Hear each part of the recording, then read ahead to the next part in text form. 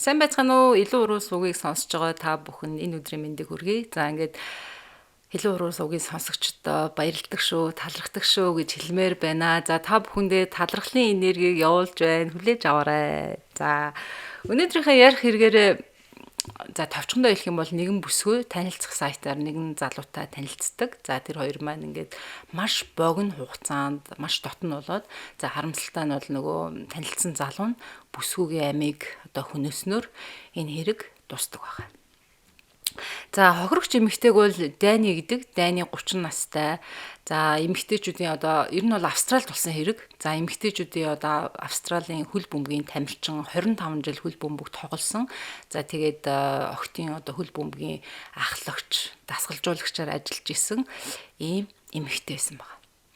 За алуурчин хэн бэ гэхээр алуурчныг бол Эшли Гэди гэдэг 33 настай эрэгтэй байсан. За Эшли Гэдигийн хувьд бол ер нь өмнө нь бол 5 эмэгтэйтэй амьдарч байсан. За 5 эмэгтэй Дайнигаас тусдаа. За 5 эмэгтэй тус бүрээсээ энэ Эшли Гэди бол нэг л шалтгаанаар салсан байт юм байна. За юу вэ гэхээр ерөөсөө л гэр бүлийн хүчирхийлэл үлдсэн. Хүчирхийлэгч байсан. За ингээд Эшли Гэди бол өмнө нь удаа дараа гэр бүлийн хүчирхийлэл үлдчихсэн. За бүр шүүхэг дуудагдажсэн, ял идэлжсэн. За ингээд хамгийн сүүлд 2021 онд Эшли Гэди найз бүсгүйгээсээ салцсан. За тэгээд найз бүсгүйгээ хүчирхийлсний улмаас салцсан байж байгаа. Сүүлд нь найз бүсгүйгээ мөрдөө, тагнаа, дараас нь мөшгөө. Тэгээд найз бүсгүйгээ хоолойг нь боож, амь насын хөнөөх төгсөн хэрэгээр шүүхэд дуудагдаад ял авсан байсан юм бэл. Тэгээд шүүхээс бол Эшли Гэдид ял өгсөн. Гэвч шүүгч яг тухайн үед хамгийн буруу шийдвэрийг гаргасан байсан. Энэ шийдвэр юу байсан бэ гэхээр шүүгч Эшли Гэдиг дахин давтан хэрэг үйлдэх нөхцөлгүй засарсан гэмт хэрэгтэй гэж үзэнгүүтлээ ялын шоронд сууж идлүүлэхгүйгээр тэнсэн харгалзах ялаар гэр бүлийн хүчирхийллийг тэгж үзээд тэнсэн харгалзах ялтаа сулцсан байсан баг. За ингээд энэ Эшли Гэди гэдэг энэ алуурчин бол тэнсэн харгалзах ялтаа явжгаад танилцах сайтанд бүртгүүлсэн байсан. За тэгээд Дайнитай танилцаад тэгээд Дайнигийн амь насыг хөнөөсөн юм харамсалтай хэрэг болсон. За Дайни гэдэг хохирогч бүсгүйгийн мэн бести тийм ээ бест фрэнд нь тэгээд ээж нь ах нь ер нь Дайнигийн хүүхнийхээ онцлогийн тухай баримтад нэвтрүүлэхдээ дурсаж ярихдаа за Дайни бол ерөөсөө тийм ээ инээмсэглсэн, ирч хүчтэй, гэрэл цацруулсан, бусдад тусалдаг тийм ээ хөл бөмбөгийнхаа багийн ахлагч, дасгалжуулагч тийм хүн байсан. Дайнигийн бестийн тэгж ярьж байгаа хгүй. Минь Дайни бол тийм ээ Дайниг ингээл өрөөнд ороод ирэхээр ингээл тэр өрөөг ингээл гэрэл гийгүүлэх шиг л болдог. Тийм л төрлийн хүн байсан. Миний найз гэж бестийн дурсаж ярьсан байна. За ингээд 2022 оны Крисмсийн үеэр Дайни танилцах сайтнаас энэ Эшли Гэдитэй танилцсан юм билээ. За тэгээ энэ хоёр болохоор ингээд нэг удаа болцсон. Тэгээд хоёр удаагийн болзоон дээрээ болохоор Дайни Эшли Гэдид ер нь сэтгэлийн нийцсэн байгаа байхгүй юу? За би бол ер нь ингээд ер нь нөхөр хайж байгаа тийм ээ. Тэгээд иймэрхүү зорилгоор өөртөө чинь танилцсан гэд хэлсэн чинь нөгөө алуурчин Эшли Гэди чинь тийм үү өстө би ч гэсэн яг ингээ ихнэр хайж байгаа би гэр бүл зохиог хүсэж байгаа. Тэгээ би ингээд миний хайж исэн эмэгтэй бол чи яг мөн байна тий. Ингээд хоёлоо цаашдаа ингээд бараг гэр бүл зохиогоод амьдрий гэд ингээд хэлсэн байгаа байхгүй. Тэгээд Дайни яг Эшли Гэдитэй 2 удаа болцоод бестидээ ярьсан байгаа. Үе найз нэгээ танилцах сайтнаас нэг залуутай танилцсан. За тэгээ миний хайж явсан залуу бараг л муу юм шиг байна. Бид хоёрын зорилго, үзэл бодол айгүй их нийлсэн. Тэгээд найз нь хөгшөрчлөө штэ 30 гарчлаа. Найз нас хүнтэй сумаар байна. Гэр бүлтэй болмоор байна. Хүүхэдтэй болмоор байна. Чи тэгээ намайг ойлгож байгаа үсттэй. Найз нь ингээд айгуу дажгүй залуутай танилцсан. Амар баяртай байна. Амар happy байна гэд ингээд бестидээ Дайни ярьсан байгаа байхгүй юу. Тэгээд найз нь бестийн хожим нь баримтад нэвтрүүлэхдээ Дайнигийн дэрийг ярьсан байт юм. За ингээд энэ хоёр хос маань ерөөсөө 2022 оны Крисмсийн үеэр гэдэг чинь 12 сарын 5-нд Крисмс болдог хаа. Тэр үеэр танилцсангуутлаа 2022 оныхоо 12 сарын 17-ны өдөр Дани одоо өөрийнх нь найзуудтай ингээд Эшли Гейдийг одоо аль бисээр өөрийнхөө одоо ингээд найз залуу гэсэн утгаар тийм ээ найзуудтайгаа ингээд танилцуулах гад тэгээ энэ хэд нэг уушин газар ороод жоох уугаад ингээд тоолт суусан юм бэл. Тэгээ тэр оройноо одоо тэр уушин газар болохоор Данигийн бүх найзууд нь цуглдсан, найз охтууд нь найз залуучуудаа ингээд цуглдсан. Тэгээ Дани болохоор одоо нөгөө шинэлэн үерхсэн танилцсан нөгөө Эшли Гейдийг аваад утсан байгаа байхгүй. Тэгээд энэ хэд жоох ууд сууж байгаа нөгөө Америкчууд чинь нэг айгүй их нөгөө уухтаа нэг тийм тоглоом тоглолт шүү дээ тий. Тэгээ эдгээр нэг тийм хөдрийн нэг төрлийн тоглоом тоглож исэн юм байлээ.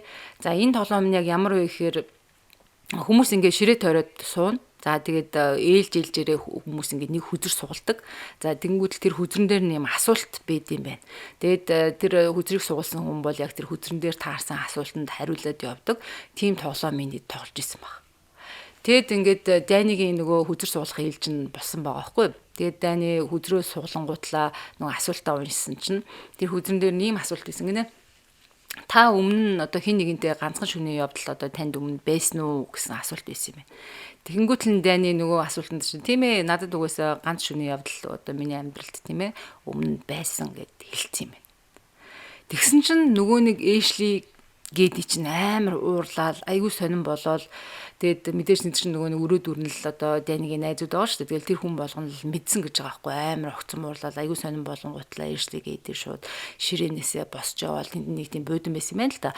Тэр буудан дээр сунгуутлаа шууд Дани руу мессеж хийсэн гэж аахгүй бла бла те би бол одоо чамаг ийм новшийн хүүхэн гэж бодсонгүй за чи баг ийм хүүхэн байсан юм уу чамд баг өмнө ганц шөнийн явдал байсан юм уу тийм ээ те чи бол одоо тахилжийн тухай ярих гээд ирнэ хэрэггүй л ах шүү ярих гээд үзээрэй гэл ингээл Дани руу айгуу тийм мессеж битсэн ба.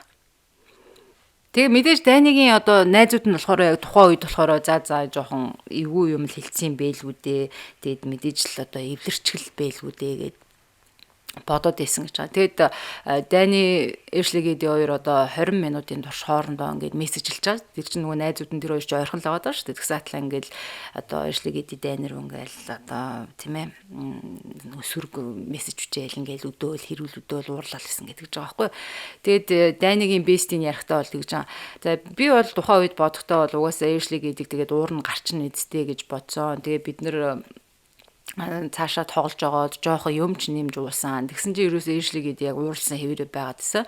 Тэгээ тэр оройноо бид нэр жоохон ууд сууж агаад нэг их ч уугаагүй. Тэгээд тарцгаасан. Тэгээд яг тэр уушин газараас тэдний гарахтаа ингэсэн юм билээ. Данигийн одоо бүх цугласан найзууд нь бүгдээрээ гэртээ харьцаагаад тэгээд Данигийн бестийн за тэгээд бестигийнхаа найз залуу нь тэгээд Дани Эшли Гейдийн энэ дөрөв хамтдаа одоо Данигийн бестигийн гэрт нь очиж хонох гээд явсан юм бэл. Тэгэд Данигийн бестийн тэгж ярьж байгаа хгүй. Би тэр шүн одоо Даниг бол хамгийн сүүлд харсан тийм ээ амьдаар нь харсан шүн гэдгийг даанч харамсалтай нь би мдээгүй гэдэг жаа. Тэгээ бид нар 1:30 үед тэр уушин газраас гараад ингээд манад бид дөрөв хонох гээд ингээд явсан. Маа найзлуу тэгээ Дани Эшли Гейди бид дөрөв ингээд явсан. Тэгээд тэр хоёр нэг өрөөнд манай гэрт нэг өрөөнд ороод тэгээд би найзлуутайгаа өөрхөн өрөөнд ингээд ороод унтсан гэдэг жаа байхгүй. Тэгээд Данигийн бестийн ингэж ярьж байгаа. Тэгээд шүн дунд болж исэн яг хэдэн цаг нь бол хэлэхгүй л байлээ л дээ. Бодвол 2 3 өнгөрч ирсэн юм. Тэгсэн чинь нөгөө Данигийн нөгөө best friend тийм ээ. Найз охиных нь нөгөө нэг найзлан дуудсан байхгүй. Хүүе Тейлер босороо гэдгсэн чинь нөгөө best-ийн сэрээд яасан гэдгсэн чинь чи сонсож гин үү? Энэ Дани Эшли Гейди хоёр эсэгээд ах шиг байна. Тэгэд ямар амар чанга юм бэ? Жохон санаа зовдгон бахта тэг гэд найзлан тэгж хэлсэн гинэ. Тэгэнгүүтэл нь бестийн яг тэр үед ингээд сонсон чинь тэр хоёр өрөөнд ингээд инээлтэл хөхрөлтөөл чанга юм яриад тэгэл янз бүрийн чимээ гаргаал исэн юм байна л да. Тэнгүүтлээ бестийн нөгөө нэг найзлуудаа хэлсэн билээ. За чи юу хэрэг дуртай юм дээ. Тэгэл тэр хоёр эвлэрсэн л бол болоо штэ. Тэгэл унтаачтэй би унтлаа нойр өрөөд тэнгүүтлээ бестийн унтаад өгсөн гэж байгаа байхгүй. Тэнгүүтэл маргааш өглөө болсон юм байна. Маргааш өглөө болсон чинь бестийн найз залуутаагаа босоод копи мопи чанаад ингээд байжсэн чи бүр өглөөч биш бүр үд дунд болоход Дани тэгээд Эшли Гейди хоёр нөгөө хамт хонс өрөөнөөс гарч ирэхгүй байсан гинэ. Тэгэхээр нь бестийн одоо тухайн үед мэдээж муу юм бодоагүй. За энэ хоёр айгүй бол тэгээ үр цайж майх үед унтсан байлгүй дээ. Тэгэл ядраал одоо унтчихлаа байх гэж дунгуудлаа өрөөнийхөө үүдэнд очиод хаалганд тохироод Дани би орлоо шүү гэд хаалганд тохирсон чинь ерөөсө хинч хариулахгүйсэн гинэ. Тэгэхээр нь бестийн жоохон байжгаад өрөөрөө орсон чинь өрөөнд Дани одоо тэр өрөөнд хоёр хүний ортой тийм өрөө байсан юм байна. Тэгсэн чинь Дани орны нэг талд ингээд Дани хөвтцэн, Даниг ингээд хүнчлөөр хуучсан. Тэгээд толгооноос нь ингээд цус гарцсан. Тэгээд тэр цус нь ингээд толгоонд нь ингээд урсаад ингээд хатцсан байсан гинэ. Тэгээ өрөөнд бол намайг анх ороход иршлиг гэдэг бол байгаагүй гэд бестийн ярьж байгаа. Тэгээ Дани нөгөө нэг юу бестийн нөгөө нэг Данигийн толгойн цус болсон байсныг харангуутлаа амар сандраад шоконд оронгуутлаа Дани сэрээрээ юу болсон бэ Дани гэл нөгөө найзыгаа ингээл одоо сэгстрээс сэрэх гэдгсэн чинь Дани бол аль хэдийн нас орсон байсан гэд бестийн ярьж байгаа. Тэгээд шууд бестийн яг тэр үед угаасаа шууд шоконд орсон гэж тэгжилээ л дээ. Тэгээд шоконд ороод би шууд гэрийнхээ одоо бүх өрөөнүүдээр ингээл яваал Эшли Гэдийг хайсан. Тэгсэн чинь Эшли Гэди ерөөсөө аль ч өрөөнд байгаагүй гэж байгаа. За мэдээж тэгэл цагдаа нар ирсэн. Цогцыг мэдээж авч явсан. За Эшли Гэдийг бол одоо ерэн сурвалжлаад хайсан юм бэл. За Данигийн одоо ээж нь ах нь бас энэ баримтат нэвтрүүлгийн үеэр хөрх амтаа ярьжлээ л дээ. Тэгээд Данигийн ээж ярихтаа бол тэгжсэн. Одоо би ингээд охиноо нас орсон мэдээг сонсоод юусоо итгээгүй. Одоо өчигдөрхөн л охин маань ингээд цовоос сэргэлэн ажиллаа хийгээл найз нөхдөдөө уулзаал ингээд гүйж явхад тийм өнөөдөр ингээд миний охиныг нас орцсан гээл надад бол тэгэл ингээл ээж нь хөрх амтаа бас настай л хүн байгаа байхгүй. Тэгэл яг баримтат нэвтрүүлгийн үед ингээл хөргөмд уйлгаал юм ярьж чадахгүй ингээл айгу гачин болол тий. Тэгээ чинь хэлжилээ би охиноо ингээд тэгж муухагаар одоо нас орсонд охины юмгаа одоо тэгж аимшигтай өвдөлт мэдрээд өгсөнд тийм ээ миний зүрх ингээд зүсэгдэх шиг болдгоо гэд ингээд хэлсэн баг. За энэ Эшли гэдэг алуурчин бол Даниг яг яаж алсан бэ гэдгийг цагдаа нар тогтоосон байна. За Данигийн бол үхлийн шалтгаан бол яг ингэсэн гэж байна. Эшли Гэди Данигийн дээр нь гарч мордод суугаад за тэгээд толгоог нь хөдлөхгүй бариад амын гараараа таглаж агаад толгоор нь Даниг үхтлэн цогсон гэсэн одоо үхлийн шалтгааныг тодорхойлсон юм бэл. Тэгээ Данигийн бестиж гэсэн ярьж байгаа байхгүй би одоо тийм ээ найзгаа яг ямар байдалтай байсныг ингээд төсөөлөхөд аягүй хэцүү байна. Данид бол одоо толгоогоо хөдөлгөж тийм ээ бие хамгаалах боломж юусоо байгаагүй. Тэр Эшли гэдэг алуурчин бол ер нь миний найзтай анхнаасаа л тэр танилцах сайтнаас баг амийн хүн өгөх гэж холбогдсон гэж би бол бодож байгаа. Тэр угаасаа Даниг алах бодолтой байсан тодорхой гэж байгаа байхгүй юу. Тэгээ энэ дээр бас би нэг юм дээр айгүй их гайхсан. Энэ Данид чинь нөгөө нэг чамд өмнө нь одоо нэг шөнийн явдал байсан уу гэдэг нэг хүзрийн асуулт байсан гэдгсэн шүү дээ. Тэгсэн чинь мэдээж Дани бол үннээ хэлсэн. Тэгээ энэ дээр би нэг Эшли Гэдийг тэр Данигийн хариултанд ууралсанд гайхаад байгаа. Яагаад вэ гэхээр Дани чинь 30 гарцсан сингл эмэгтэй шүү дээ тий. Ямар одоо хүнтэй суудсан байсан биш, хүний ихнэр болцсон байсан биш, үр хөх төрүүлээл гэр бүл зохиогоол ингээл ирчүүтээ нэг шөнийн явдал хийгээл ингүүл бас ир нөхрөн ч юм уу найзлуу нь уурлах юм байх шүү дээ. Тэгэхэд чинь Дани зүгээр сингл эмэгтэй байсан. Дээрээс нь нэгт хоёрт бол одоо Эшли Гэдитэй танилцаад удаачгүй тэгээд танилцаагүй байхдаа зүгээр л өмнөх явдлаа ярьсны төлөө энэ Эшли гэдэг залуу Даниг бүр алтлан тэгж уурлна гэдэг бол үнэхээр энэ хүн бол одоо хүчрхийлэгчтэй эрүүл биш юм уу гэж би бол харсан л та. За тэгээд яг ингээд л ерөөсөн юм басан юм байна. Тэгээд цагдаа нар болохоор Эшли Гэдийг бол мэдээж тэр доорны 90 сурвалжилсан. Ингээд Даниг нас барснаас 2 хоногийн дараа цагдаа нар Эшли Гэдийг уулнаас ойгоос олж авсан юм билээ. Бас тэр чинь нэлээд хөөцөлдөж барьж авсан гэдэг амаа. Тэр чинь хад мадтай газар мазраас зүхтаагаал үсэрж мүсрэн нэтрээ гээл их солирч өгсөн гэж байгаа. За ингээд Эшли Гэдийг бол цагдаа нар барьж авсан. За шүүх хурал бол одоо болох гээд ингээд Эшли Гэдийг төрөх хорих газар хорж ирсэн баг. За Данигийн ар гэрийнхэн тийм ээ ээж нь найзууд нь ах нь бол хэлж яана л да. Одоо Данигийн амийг хүнөөсөн энэ алуурчин бол ялаа аваад тэгээ шоронд ялаа идлээд одоо хүний амнаас хүнөөсөн ялаа идлээсэ гэж бид нар бол хүсэж байна. Гэвч бол одоо бид нар үнэхээр шок болсон тийм ээ нэг муухай мэдээ сонссон гэдэг ч байгаа. Тэгээд шүүх хурал нь яг арай болоогүй юм билэ. Тэгсэн чинь цагдаагийн газраас Данигийн ээж рүү залгсан гинэ. Тэгсэн чинь яасан гэсэн чинь ингэж хэлсэн гэж байгаа. Нөгөө Эшли Гэди одоо төр хорих газар байжгаад өөрийнхөө амийг харамсалтай нь хороочлоо, амиа хорлцлоо, уучлаарай гэж хэлсэн гэж байгаа Тэгээд дайныгийн ээж ярьж лээ л да. Тэр алуурчин ялаа идлээгүй амиа хороосонд бол би зүгээр үнэхээр л шоконд орсон. Тэр амиа хорлоод ингээд өвчин гэдэг бол хийсэн одоо хэргийнхэн хариуцлагыг одоо хүлээж чадсангүй тийм ээ, ялаа идэлж чадаагүй нь бол үнэхээр харамсалтай байна гэд ингээд ээж нь ярьж илээ. За тэгээд энэ хэрэг маань ер нь хамгийн гол одоо нэг мессеж юу өгөөд байна вэ гэхээр дайныгийн одоо ээж нь ах нь бол яг нэг ийм мессежийг өгсөн байлээ. Одоо энэ Австрал ерөөсөө тийм ээ гэр бүлийн хүчирхийлэл гэдэг зүйлийг зүгээр л нэг хос хоёрын дунд нэг байдаг явдал юм шиг. Битгий тэгж хүлээж аваасай. Австрал улсын засгийн газраас хууль хүчнийхэн тийм ээ шүүхийнхэн тийм ээ ийм гэр бүлийн хүчирхийллийн хуулиа эргэж харах цаг болчихжээ. Нэгдүгээрт, хоёрдугаарт бол одоо энэ гэр бүлийн хүчирхийлэл үйлдсэн хүмүүсийг зүгээр нэг тэнсэн харгалзах ял өгөөд ч юм уу эсвэл нэг ирээд байцааж хагаад явуулмааргүй байна. Тэр хүмүүст бол ялыг нь одоо идлүүлэх нь зөвөө. Хэрвээ тэр шүүгч энэ Эшли Гэди гэдэг хүнийг тийм ээ найз охиноо боож алах гэж одоо тийм хэрэг үйлснийхэн төлөө ялыг нь идлүүлж байсан бол өнөөдөр миний охин Дайны амьд байх боломжтой байлаа шүү дээ гэж Дайныг ээж ярьсан баг. За Дайныгийн ах нь болохоор бас ингэж ярьсан байлээ. Одоо ямарваа нэгэн гэмт хэрэг үйлцсэн гэмт хэрэгтэн ял авч ирсэн, ял эдэлж ирсэн тийм ээ. Гэмт хэрэгтэн ерөөсөө ийм танилцах сайтанд бүртгүүлэхгүй байх талаас нь хуулийнхаа анхаарч хяналт тавьмаар байна гэж одоо Дайныгийн ах дуу хоолойгоо хүргэсэн. Тэгэд мэдээж хүн чинь одоо танилцах сайт бол одоо улс орон болгонд байдаг. Хүмүүс чинь тэндээс найз залуугаа, найз бүсгүй болох гэж, хосоо олох гэж аяух одоо бүртгүүлдэг шүү дээ. Тэгэхээр мэдээж нөгөө хүн чинь нөгөөнийхэн зургийг хараад өө энэ гэмт хэрэгтэй юм байна. Өө энэ одоо хүн алжсэн ч гэдэм үү, энэ одоо өмнө ял эдэлжсэн гэдэг мэдэхгүй шүү дээ. Тэгэл одоо ийм ямар хүнээ мэдэхгүй нөгөө хүнтэйгээ уулзаад ингээ амь насаалт хүртэл ийм одоо юм ийм аимшигтай зүйл одоо бидний амьдрал тохиоллоо гэж Дайныг ах ярьсан баг.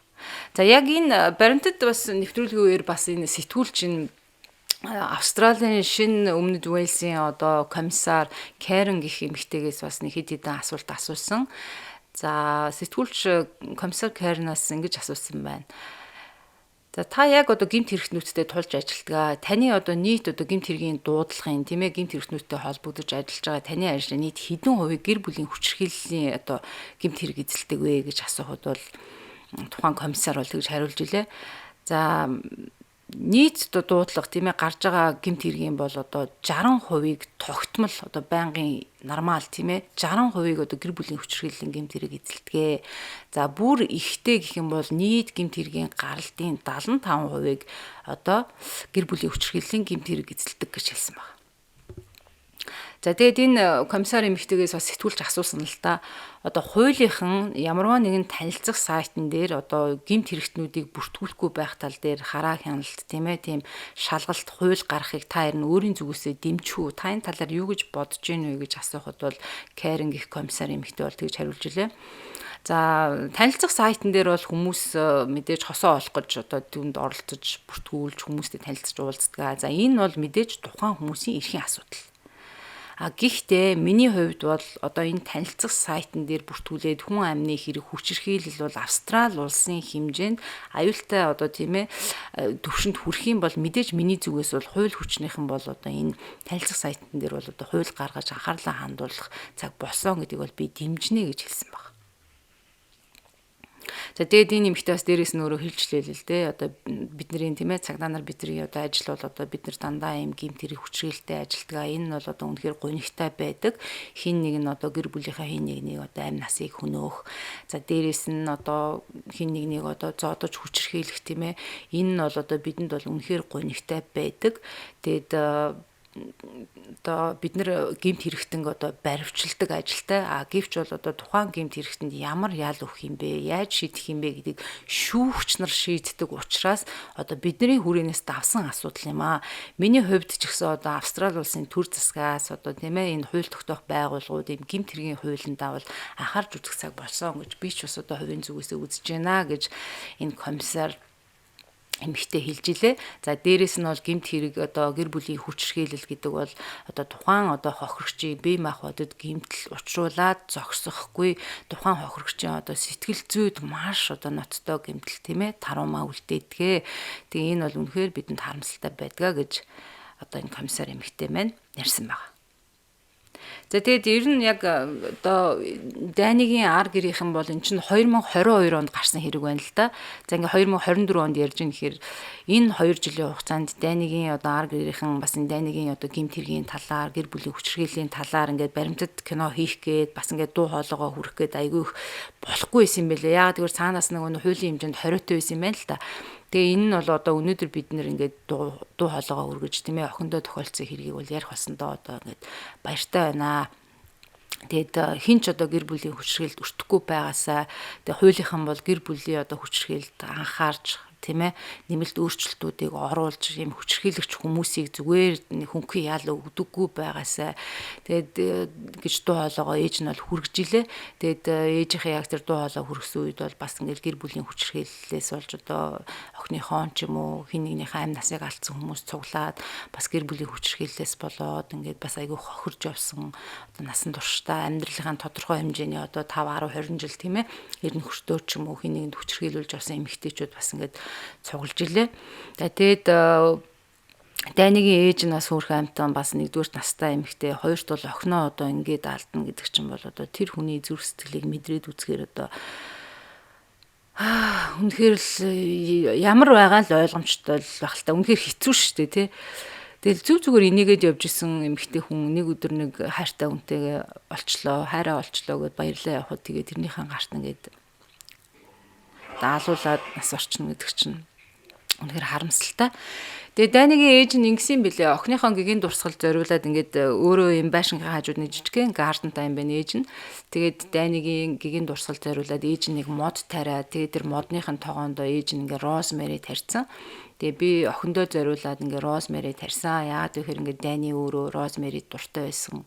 Тэгээ би энэ модны дэргэдээ ирж ингээд суудаг, охиноо ингээд боддог. Миний охин одоо тэр муухай одоо тийм ээ тэгж хүний гарт одоо толгоор нь өвтлэн цохино гэдэг чи юу гэсэн үг вэ? Тэгж явахдаа охиныг мань одоо ямар муухай аимшигтай өвдөлт одоо мэдэрчээсэн болоо гэж би их шаналдаггаа гэж ээж нь хэлж ийлээ. Тэгээд ээж нь ингээд нэг юм охин нөгөө хөл бөмбөгийн тамирчин дасгалжуулагч байсан болохоор юм хөл бөмбөгийн ингээд аюу хөрх юм баримл хийцэн. Тэгээ яг модныхын доор нь ингээд тэр баримлаа тавьсан. Тэгээд Данигээ бичсэн. Тэгээд тийм хөөрхөн охиндоо зориулаад мод тарьсан байлээ. Тэгэд ээж нь бол үнэхээр л одоо хүндэл байлээ л дээ. Сэтгэл зүйн байдал нь бол айгүй хэцүү байсан. За тэгээд хэрэг маань яг ингээд дуусч байна. Тэгээд бүсгүүчүүдтэй бас хэлэхэд юу гэдэм болгоомжтой байгаарэ гэж хэлмээр байна. За тэгээд гэр бүлийн хүчирхийлэл нь ямар ч гэр бүл бити байгаасай. Ер нь одоо бүх гэр бүлүүд аз жаргалтай байгаасай гэж хүсье. Тэгээ таны гэр бүл аз жаргалыг хүсье. За ингээд дараагийн дугаараараа дараагийн видеогоор удахгүй уулзнаа гэж амлаж байна. За дараагийн дугаар хүртэл баяр таа.